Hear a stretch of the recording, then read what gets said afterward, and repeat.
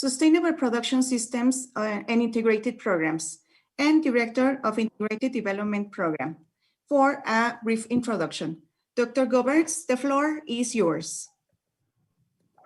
Thanks, Isabel, and hi, Alison. Good to see you. Welcome to our seminar series. We're very happy to have you here this morning. Good morning, good evening, good afternoon, all of you connected. As you know, this is part of the Scenarios for the Future, How to Create Value in the New Normal special seminar series.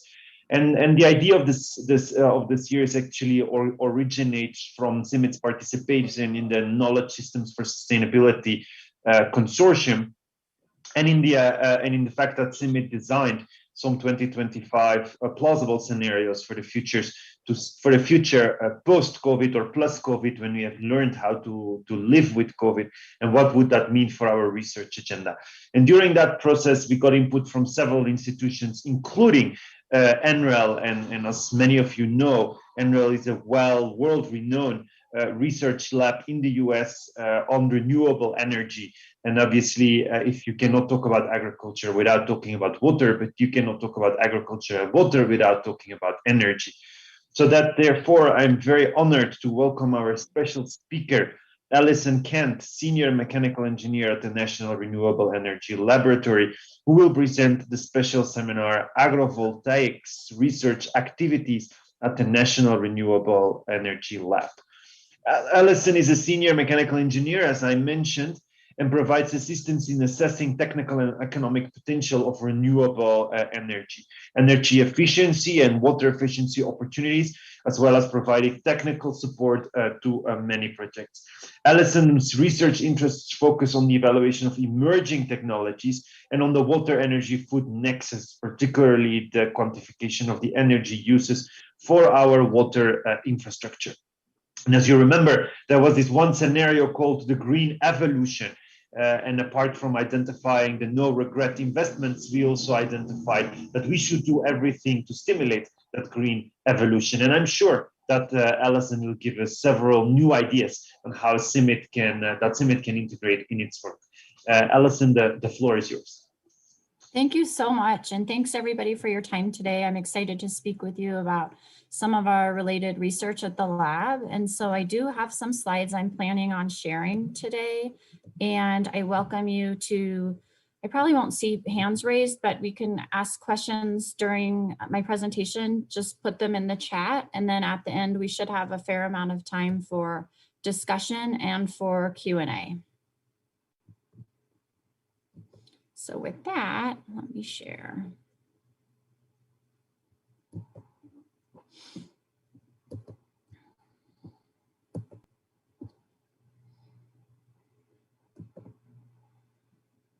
All right, so you should see my intro slide with some pretty flowers and solar panels. Can somebody confirm that you guys see them? Yes, we can see them. Perfect.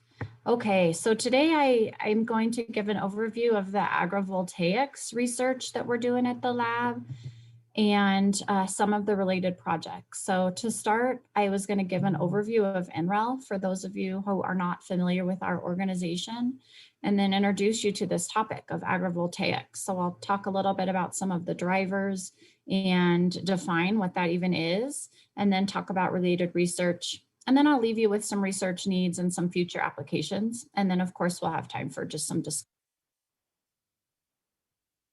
I'm not sure how many of you are familiar with Nrel or with the US's Department of Energy Laboratory complex, but Nrel is the National Renewable Energy Laboratory. It's one of several, I think almost 20 research labs in the Department of Energy Laboratory complex.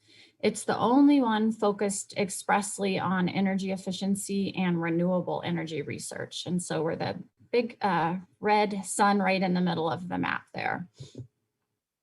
Like I mentioned, like you could see, we're in Colorado. We're located in Golden, Colorado. I know Daniela and Bram and a few of you, I think, have been to the lab, but I would welcome you all whenever COVID ends and we can travel again to come visit. There are some pretty amazing tours and laboratories to observe. And so this is our campus. I generally, when I'm able to go to work, sit in this building on the left of the screen. And when it was built, it was the largest net zero office building in the world. So we like to say that our campus is a living laboratory. We study building technologies, we do experiments on our buildings and document that information and disseminate it to the public. This building on the far right is our newest building. It's the Energy Systems Integrations Facility. And so it's studying the integration of large-scale renewables, of battery storage into the grid. And so there's a lot of simulations and modeling and real-world testing that happen in that facility. The lab is about 3,000 employees, includes many postdocs, grad students, and undergrads. But it's about 3,000 experts who excel in applied research, deployment, and innovation around clean energy solutions and resilience. We have tons of partnerships with industry, academia, and government, almost 1,000. And like I said, we like to say our lab is a kind of a living experiment.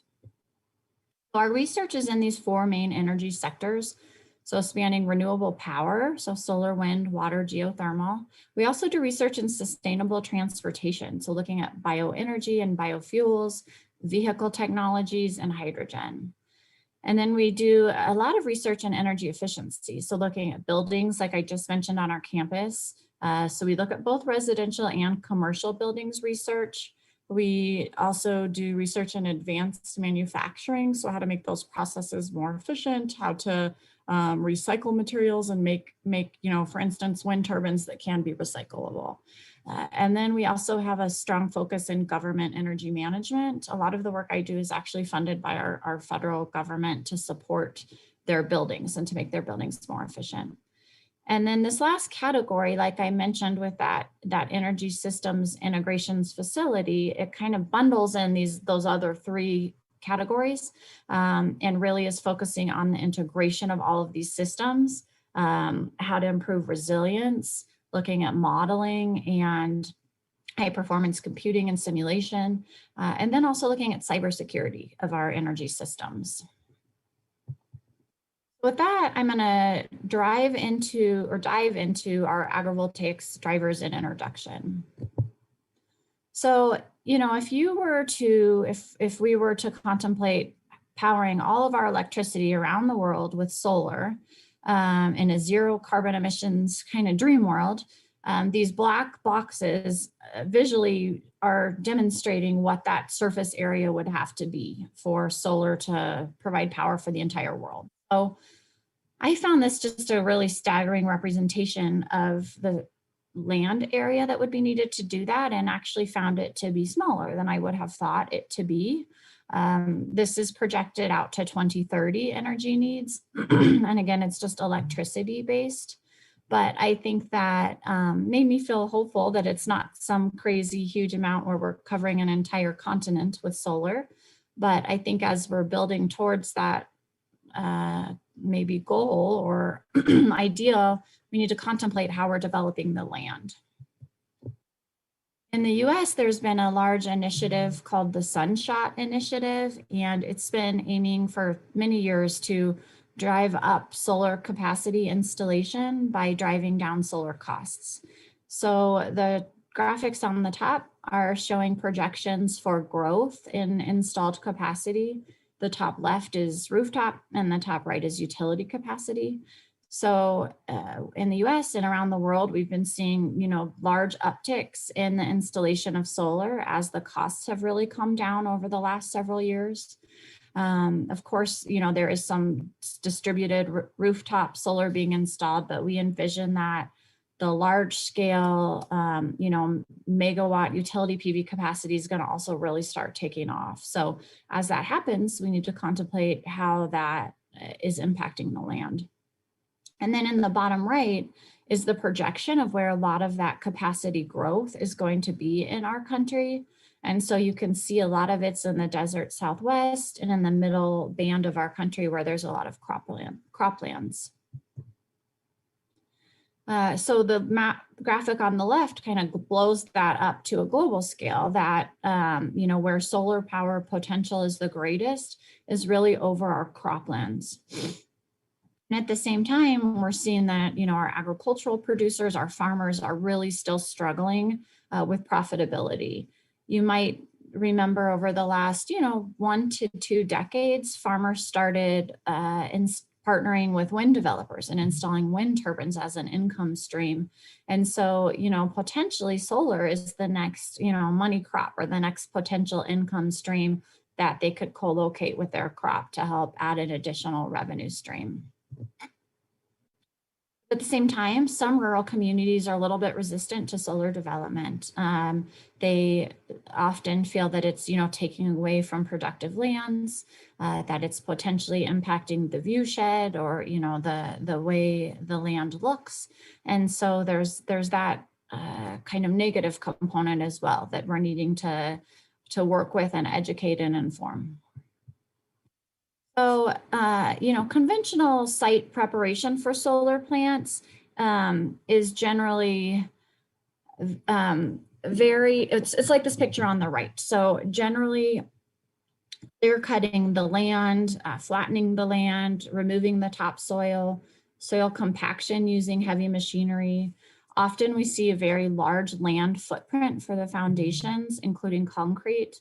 And then there's really no vegetation. So the vegetation is not only removed at the install, but it's continually discouraged and removed, often with herbicide spraying, mowing of weeds, and removing other vegetation.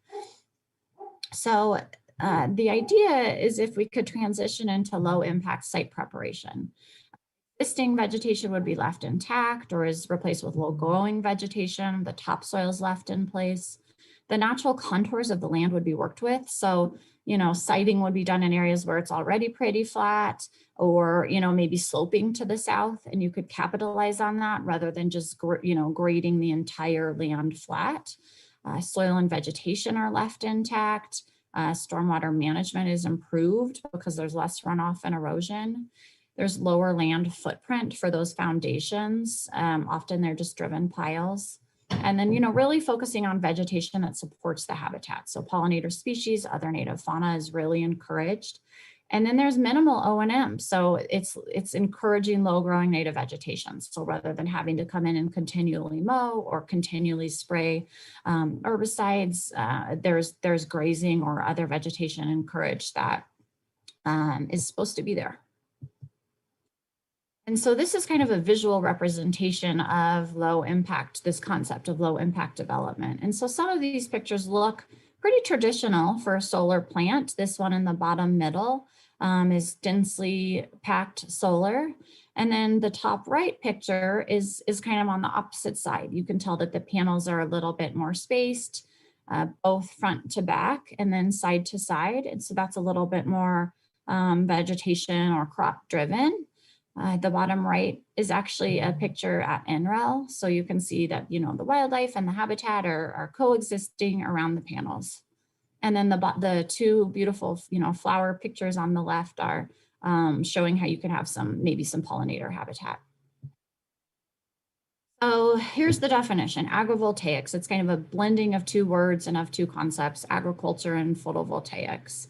And just the idea that you can use the land for more than one purpose and you can use it in a co-mutual way, a co-optimized way. So this article and these kiddos are actually at under a solar panel at the University of Arizona. They're doing a lot of research into this topic. And so this is a research plot that they're growing different crops on. And then of course they have the solar panels above. So again, agrovoltaics really is performing other secondary activities or primary activities around and under the panels. So this could be crop production, grazing, pollinator habitat in apiaries, or a controlled environment, which is a greenhouse basically. And these are just sample configurations. So like we talked about, they can look very traditional, like you're used to seeing solar panels. There could be grazing happening around it or pollinator-friendly vegetation. And then the mounting can vary. So, these ones on the bottom left are similar to that picture that we saw a couple slides ago that was in the top right. This bottom middle one and the bottom right, you can see that they really allow and facilitate machinery still being used. So there's a bunch of different configurations that can be applied depending on the use case. So there's many potential mutual benefits for agriculture and solar energy. We've started doing many research projects to try to quantify these. So for agriculture, there's diversification of revenue streams, maintaining land and production. There's potential increases in yield. So we're really trying to quantify what that looks like and what the crop types are that do perform better with the solar panels, adaptation to extreme weather, and then premium pricing and value added products. So we're seeing where people are making honey around solar panels, they're able to do some, kind of creative branding around the green energy and able to use that for premium pricing and value add. And then ecological, we're seeing reduced erosion, increased nutrient retention, of course, pollinator and beneficial insect habitat conservation at scale. So, even siting pollinator habitat with panels is improving the local ecosystem beyond just that solar system. And then reductions in irrigation water needs. On the solar energy side, we're actually seeing higher energy generation due to these microclimates under the panels. So solar panels perform better with sun, but actually at cooler temperatures, the warmer they get, their efficiency goes down. So we're seeing some microclimates created where the temperature under the panels is actually cooler due to the crops and the moisture or humidity. And so that's helping drive up energy generation. We're seeing some lower O&M costs than traditional non-low impact or just conventional development. And that's, again, mostly driven because we're not having to continually do weed removal or spraying of herbicides to keep that vegetation out, and then reduce site preparation costs. And then on siting, we're seeing some potential benefits for just expanded market opportunities. There's so many agricultural lands that if we could find optimal co-location opportunities, it would really expand the market. Reduce development barriers for permitting times, and then greater customization of configuration. So there's so many different ways to lay it out, like I've shown you in some pictures, and I'll talk about all this in a little bit. I'm going to dive into some past and current and maybe future research we have going on. So all this work was kind of born out of this time frame, 2016 to 2018, and the Sunshot Initiative that I have already mentioned. So again, that was the US Department of Energy's initiative that was really aiming to drive up solar installations by driving down solar costs. And it was really focused on looking beyond technology costs. So what do the panels cost? What do the inverters cost? But looking at soft costs. So those are all the other costs to install a solar system, things like permitting. And what they found is that the site preparation costs are about 20% of the total system costs for a large utility scale project. So this project, it was called INSPIRE, Innovative Site Preparation and Impact Reductions on the Environment. So nice long acronym. Was aimed at identifying ways to reduce environmental impacts of solar projects through low impact site preparation. And in doing so, lowering or minimizing the costs associated with solar development. So out of that work came kind of three concepts for low impact solar development. And the first is solar-centric. So I showed you a few of those pictures that looked almost like traditional solar plants or solar farms, panels packed densely together. And then the low-lying vegetation is left in place for ground cover and habitat. So this bottom right image is actually in Colorado at Nrel, and this has been studied since 2010. So looking at, keeping the low height native vegetation in place, studying how it grows, studying how the panels perform. This was where that deer was lying underneath the system. So how does the wildlife engage with it? So that's the first concept, the solar centric. The second really is vegetation centric. So this is really minimal changes to vegetation design. It's large spacing in solar technology. So it's kind of just adding solar where you're able. It's not changing your vegetation design for the solar or to accommodate the solar. And so I think this left graphic's really neat.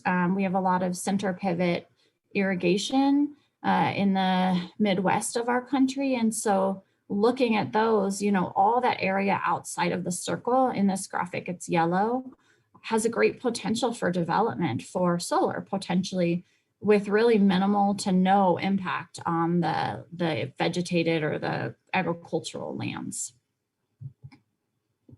And then the third is really the co-location and co-optimization. So this is where the solar and the vegetation configurations are designed jointly for maximum dual output. So you're optimizing your vegetation or your agricultural outputs, and you're optimizing your solar outputs. And so this is where a lot of our research, kind of this nexus of optimization of the agricultural lands and the solar, a lot of our research is residing right now, is trying to look at creative solutions, modeling solutions to identify the optimization, and then some desktop analysis to start looking at costs considerations. So this DOE Inspire project is still ongoing. So like I mentioned, in that 2016 to 2018 timeframe, it was, you know, kind of contemplating these concepts. So it's really moved from identification and definition and contemplation to applied research. So there's a lot of field-based research happening right now, looking at the economic viability of solar agriculture co-location, looking at, you know, trying to study and quantify the increased agricultural yields in arid environments, really looking at the energy, water, and food security considerations, especially in remote and off-grid locations, and then looking to quantify, you know, the impact on pollinator habitat and associated ecological services. So in that top right graphic, those are all the test sites that are currently happening right now. So there's over a dozen around our country that are studying agrivoltaics real time and trying to quantify some of these benefits. And there's different technology types and projects. So there's beekeeping, agrivoltaics, they're studying native vegetation, the solar integrated greenhouse, beneficial predators, dryland agriculture co-location, and pollinator habitat. So I'll give several examples in the following slides. And then, like I mentioned, we're also doing, of course, some desktop-based analytical research on these topics. So, you know, doing things like satellite imagery to try to understand current land ground cover practices and to identify the project potential for the application of this agrivoltaic concept. Also doing cost benefit analysis of O&M ground cover practices, and then trying to quantify ecological services of ground cover options, which is really a complex topic. And this link will pop up a lot in my slides, and it's just really a wealth of information. It's where all the project data and findings, and there's a financial calculator, and all the related publications for this Inspire research reside. So I'd encourage you to go poke around on that website, and I will share these slides. So they'll be disseminated to you after too, so you don't have to worry about writing down the link quickly. So these are just some pictures of some of the Inspire project sites. And so you can see, just looking them over, some look very solar centric, like this. Look at this bottom right one. It's very much so, you know, what you would think of maybe for a large utility scale development. But again, it's aiming for that low impact development. And then others on the bottom left, there's a greenhouse, and then there's kind of every different configuration shown here. I'm going to talk through some of the different applications like I mentioned. So the first is crop production under and around solar panels. So, you know, crops can be grown directly underneath elevated panels or in between the rows. They can be hand harvested or small machine harvested crops. And then we're seeing that the crop performance varies, of course, based on location and the solar design configuration. So this middle graphic is, I think, in Wisconsin, where they're doing several test plots. But you can kind of see this is one that looks much more, you know, driven by the crop spacing. The solar panels are pretty well spaced. And then in the left one, you know, of course, you can see some machinery that's able to get in and navigate around the panels. So some of the cost and design factors, of course, are increased panel heights and spacing. So one significant cost of solar systems is the support structure. So if you're needing to raise the panels higher to not provide so much shading or to be more removed to allow the plants to grow higher, that adds some costs. There's some change in O&M needs. So it's a little bit different, right, than just clear cutting the land and spraying herbicides. You're going to need to manually maintain that land by, pulling weeds and other practices. So there's just more of a presence on type than the traditional land development. Of course, access to water, and then the agricultural revenue is another consideration. So the main, some of the takeaways we've been seeing on the energy side, we're seeing that the summer average cooling from the vegetation is significant. So about 9 degrees Celsius. And that's a big deal. That results in an annual generation increase of about 2%. So I think, from a purely energy driven perspective, there's great potential for driving up efficiency and then driving up profitability.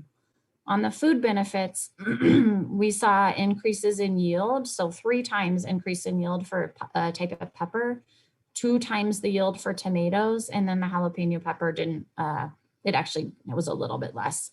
So I think that there's great potential applicability for improving the yield of some of these plant types, crop types.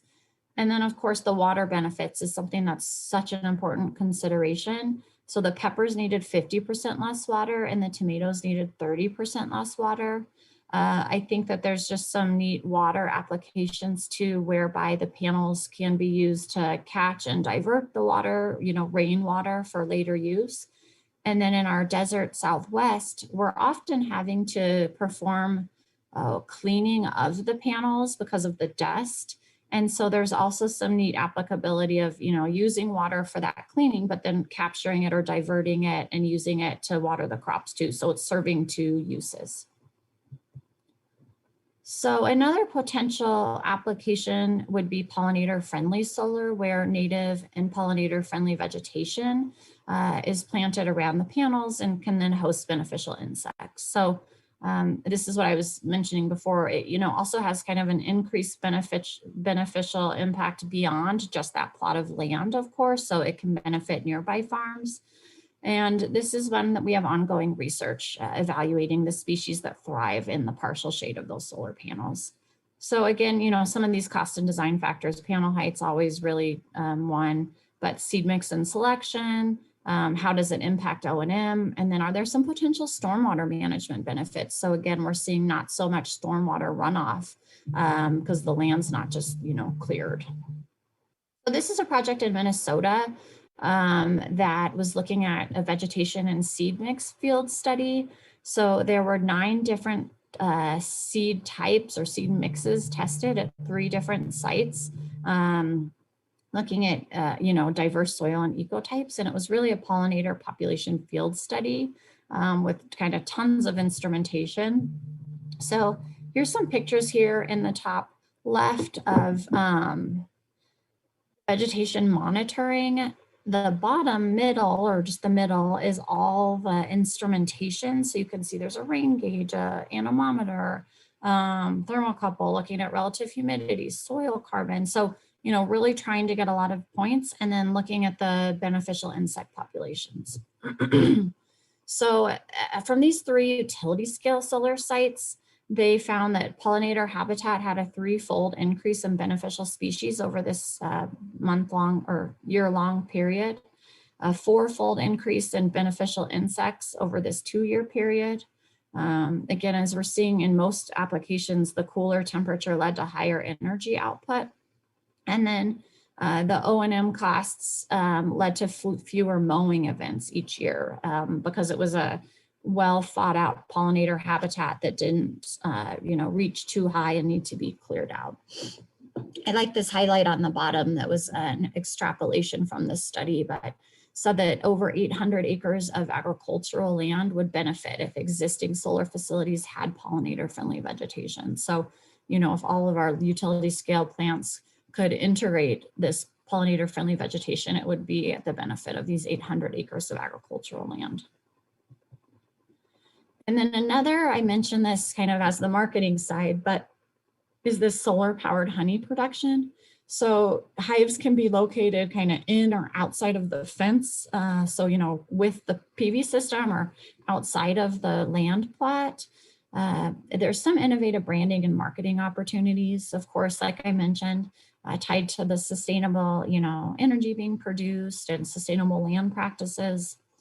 And there is ongoing work in this area, evaluating honeybee and native bee preferences with regard to, you know, proximity to the panels, shading, vegetation. Another one is solar integrated grazing. So sustainable grazing practices can improve soils and potentially, you know, provide cost reduction from just standard mowing practices. So there's ongoing work evaluating pasture land performance. And this is one that can be compatible with pollinator habitat. And so this one I think is an interesting study that looked at a 22-acre site. It was divided into 4 trial zones, and it used sheep for site vegetation management.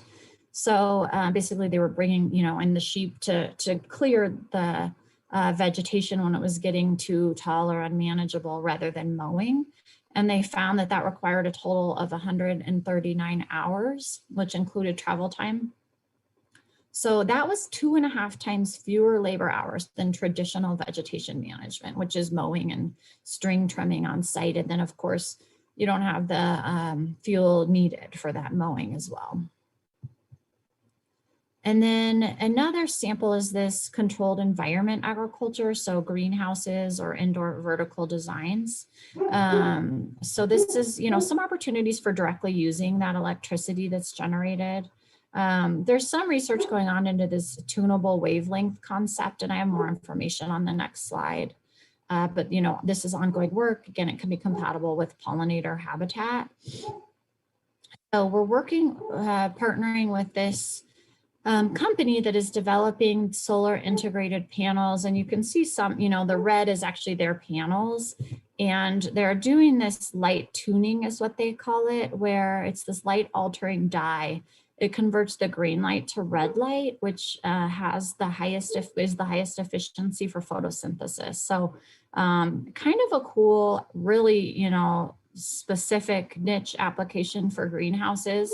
But is not only producing energy, but then is kind of filtering the light so that what comes through is the most efficient possible for the growing process. And so this is another slide about that concept, but we're finding that this solar integrated greenhouse can improve yield. So plants that received this altered light spectrum in the late afternoon perform significantly better than those grown just under the greenhouse with clear covering. So some design and cost factors to consider, you know, on the solar side is just the type of panels you're installing. There's single faced, which is, you know, just the one side of the panel receives the sun and makes the power. There's bifacial, which both sides are able to receive the sunlight and generate power. And then there's other materials that are, you know, translucent, similar to what those greenhouse technologies are using. And then of course, the configuration is really important and kind of optimizing whatever you're trying to optimize, whether it's agricultural output, solar output, or you're trying to co-optimize those. And then your PV system. So there's fixed, there's tracking, and then there's pole mounted, which we've seen in some pictures. So some key land use considerations, of course, you know, what are the agricultural activities that are going to be needed both around and underneath? How much O&M and vegetation clearing? Is there going to be traffic? Is irrigation required? Is land a limiting constraint? And then how is partial shade going to help or not help the yields? These are some cost factors. Lots more work needs to go into quantifying this, but this is the different kind of configurations and the associated costs. And I'm actually speeding up a little bit because I'm seeing I'm getting tight on time. But these are some initial findings from 500 kilowatt rated systems and trying to quantify the fees, kind of those soft costs that are making up the cost of the solar. And then we're also really trying to understand the O&M impacts for low impact solar. So Again, that site development and then managing the site to keep the vegetation away in traditional projects is really costly. And so trying to quantify the O&M benefits of co-location is really important. And so this is an initial study of that. And again, these are just preliminary results, but there is there's a financial O&M calculator on that website that I plugged earlier. And then another highlight just is this education through field research. We've seen so much interest in this concept. It's very, in many applications, very kind of welcoming of people to walk around and, look at the gardens or the crops that are growing. So we're seeing lots of educational benefits, internships, field work experience, tours, elementary through PhD students interested in this. And then lots of state agency, academic, and professional training, which I think is just really great for outreach and furthering the reach of this potential application of solar and agriculture. So I just threw this in last night because this is a really recent activity, but this is in Colorado. It's just about 20 miles up the road from where I live. And it was one of those Inspire test sites, but they just had a groundbreaking. It was last Saturday and I wasn't able to go, but it's called Jack Solar Garden, and it's the largest crop-focused agrivoltaic site in the country. So like I said, groundbreaking was last weekend. They're really aiming to do a lot of outreach and education. So I just snapped this in the bottom left. They're doing public tours almost weekly where you can go find out about the farm or the solar garden. And then they're doing test plots and research at the site as well. And then I had another highlight of broad stakeholder impact. We're seeing utilities really partnering in this. You can see this in the bid to help bees, the one with the daisies or sunflowers. Excel, so that's one of the large utilities. It's actually our Colorado utility, are requiring a vegetation disclosure in solar RFPs. So, really kind of moving the needle towards more sustainable development and operation of solar plants. And then I just pulled a couple of related research. I thought this one might be interesting to you. We did a study, this was I think a few years old, studying agave in the desert Southwest in Mexico. And the example here was that, in that area, they are having to wash the panels of the dust. And so there's a fair amount of water use and consumption associated with that activity. So the study was looking at, is there a way to place the agave or to co-locate the agave such that it's able to use that water after it washes the panels? And this agave was actually being grown to look at using it to make biofuels. So it was really an interesting study that did find that the water inputs for cleaning the panels and the dust suppression are really similar to the amount of water needed for annual agave growth. So there's a really good potential for possible integration of those two systems to maximize the efficiency of the land and the water use to produce both electricity from the panels and then this liquid fuel from the agave.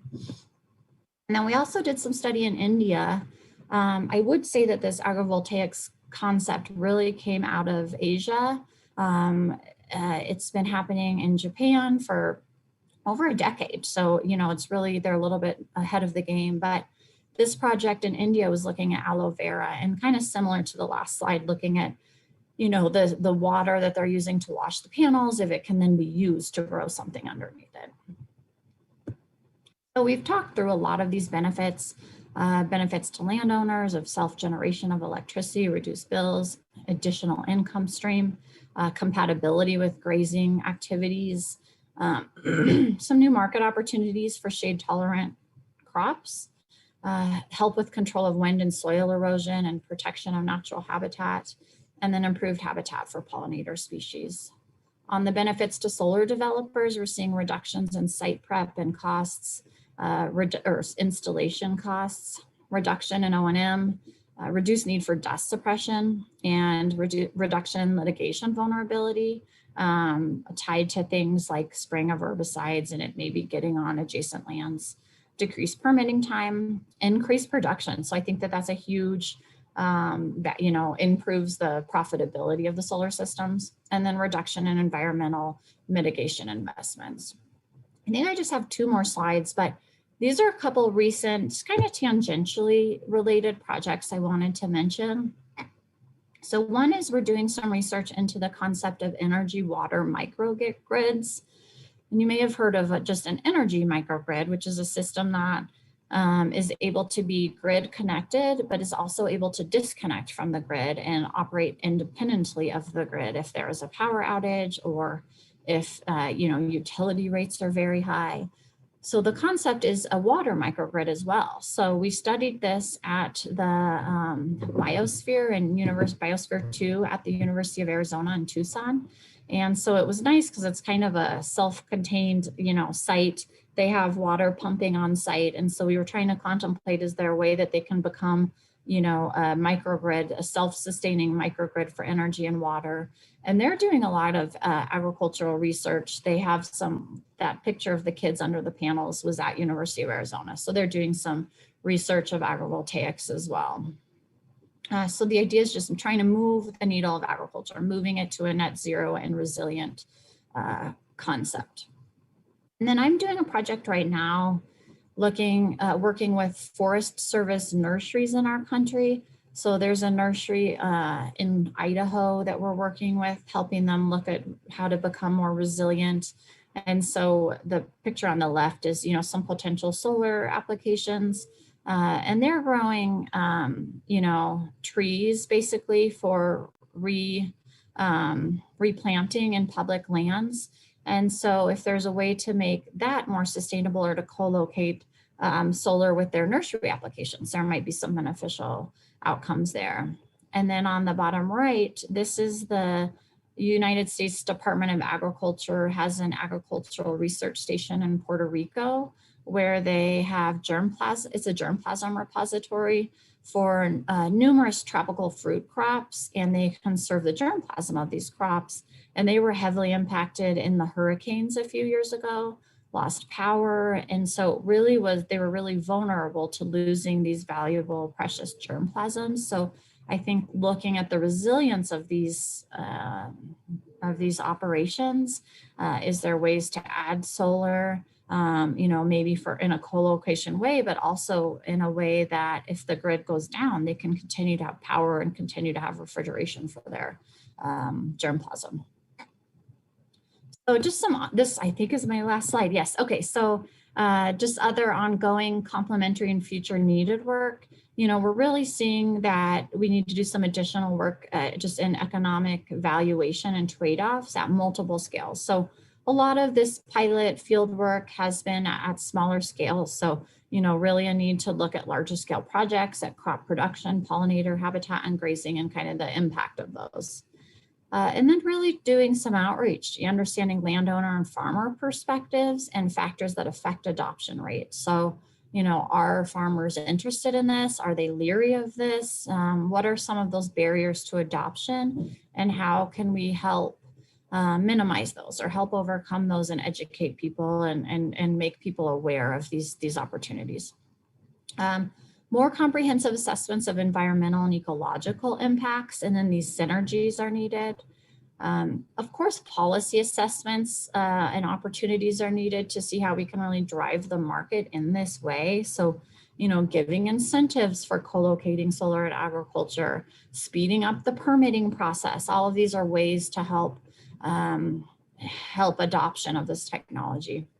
And then looking at longer term O&M impacts, I think that especially on solar, those systems usually the lifespan is 20 to 25 years. So looking at the impact on O&M and the reduction of O&M over the life cycle of the solar system is going to be important. And so, of course, you know, a lot of these pilot field studies have just begun. So that data is forthcoming. And then impacts on resilience of the food system and driving to net zero. So again, some of these concepts of co-location, but then maybe adding batteries and making it be able to stay online during an outage, or applying these in areas that are, you know, food insecure and maybe don't have access to the power grid. And then lastly is just tracking the existing and future co-location projects and lessons learned so that, you know, as more data comes in and as these systems have been in place for longer term, understanding some of the impacts, best practices, and lessons learned. And I think that is it for me. I'm going to stop share. And like I said, I'll send these out so you will have access to them and all these links. And then, of course, feel free to be in touch with any questions after today. So Thank you very have much. Yes, some thank questions. you very much, Alison. Yes, we have the first question here. Where do the solar panels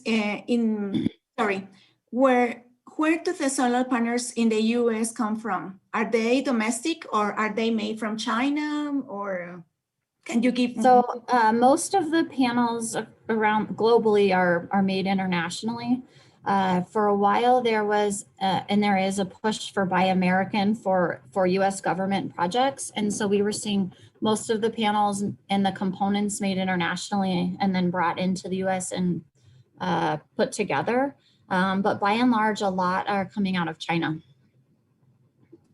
Thank you, Alison. There is one more question. Were there experiments done, using... You're okay.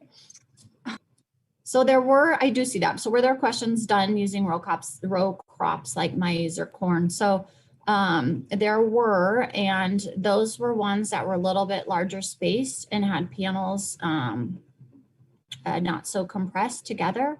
Those were in our Midwest, and I can provide some information on that, so a link to the findings from that. And then Thank you very much. Shading effect of different agrivoltaic panel settings. Yes. So we do have data. I'm assuming that's kind of speaking to the configuration. And so we do have some data on the different configurations regarding if the panels are really close together, spread apart, and then also you recall the height of the panels is also a variable. And so we do have data that's very specific to the different configurations and the shading.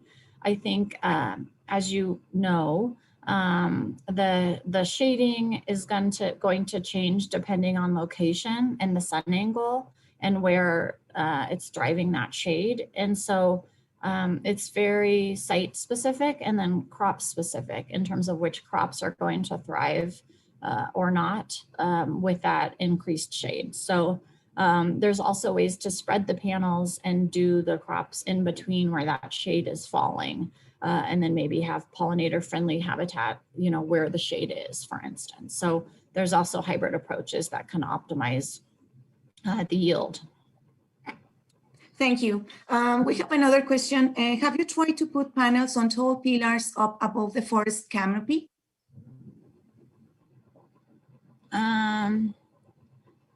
So we did not do that. That's an interesting one for my Forest Service nursery project though, but we did not have any that were like above a forest. So these, I think the tallest were maybe, I don't know, 10 to 15 feet high, if that, at the very top of the panel. Again, and that was trying to allow for a little bit higher of crops and for movement under those crops of machinery or of grazing. But we did not do any above a forest canopy, but that could be, I guess, a concept. They would have to be very, very tall.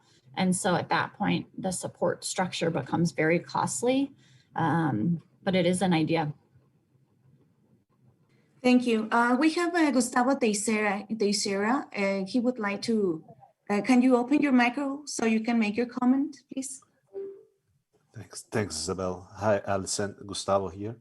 So, Gustavo, I've been emailing with you. Yeah, thanks. How are you doing? Good. Good. So, thank you.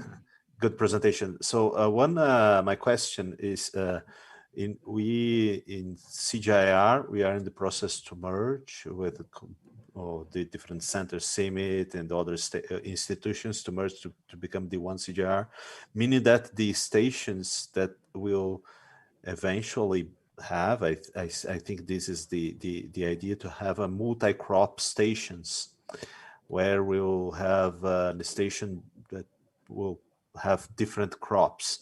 So would be interested to see any collaborative work on maybe I don't know, installing these systems that you have and have projects to understand the behavior on different crops under these panels.